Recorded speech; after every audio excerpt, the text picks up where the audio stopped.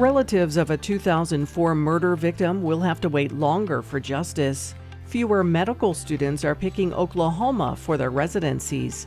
And federal funding is helping a Noble County recycling effort expand.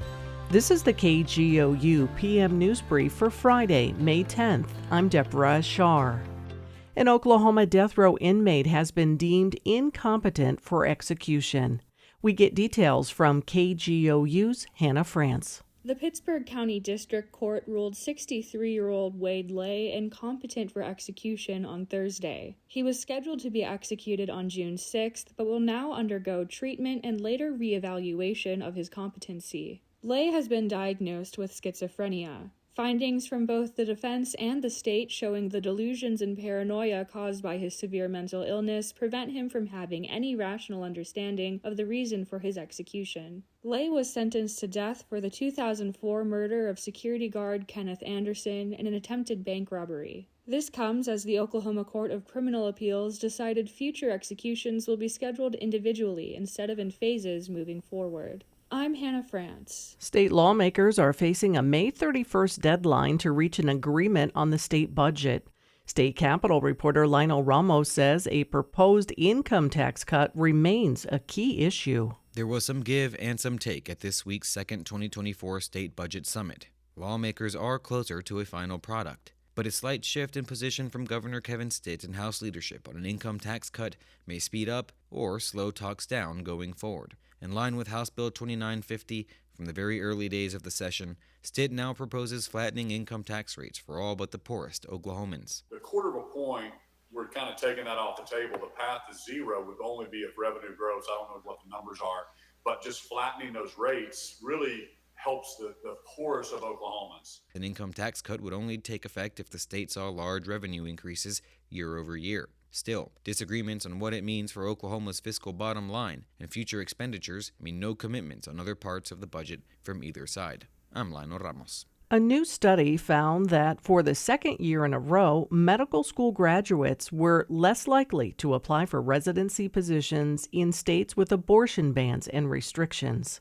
State Impact's Jillian Taylor has more on the research from the Association of American Medical Colleges. Compared to last year's application cycle, 4.2% fewer U.S. medical school graduates are applying to residencies in the 14 states with near-total bans. Oklahoma saw a 6.9% decrease in applicants. Those applicants span specialties beyond those who work with pregnant people, including pediatrics and family medicine.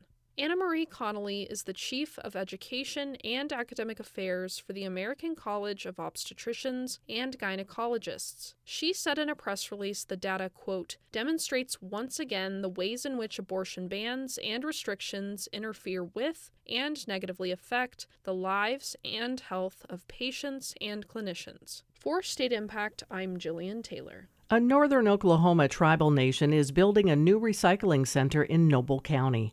Oklahoma Public Media Exchange's Sarah Lisi reports on a first-of-its-kind grant that enables the tribe to expand its sustainable efforts to community members. The Oto Missouri tribe has about 3,300 tribal members and already has a recycling program for employees working at its tribal complex. But a $1.5 million EPA grant is about to expand those efforts. With the grant, it's going to help us open it up. Instead of just to the employees here, it's going to open up to the communities. That's Angela Heim. She's the Oto Missouri Environmental Coordinator. She says the new recycling center will be available for tribal citizens and people living in surrounding areas. We do want to work with EPA's recycling goal, which is to increase it up to the rate of 50% by 2030. And so at the time, we recycle 20% here at the tribe. She says hitting the EPA's goal is achievable. The center is scheduled to open next year.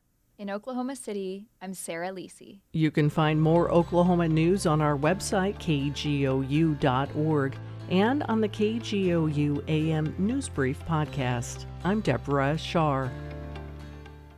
Hi, it's Terry Gross, the host of Fresh Air. We bring you in-depth, long-form interviews with actors, directors, musicians, authors, journalists, and more.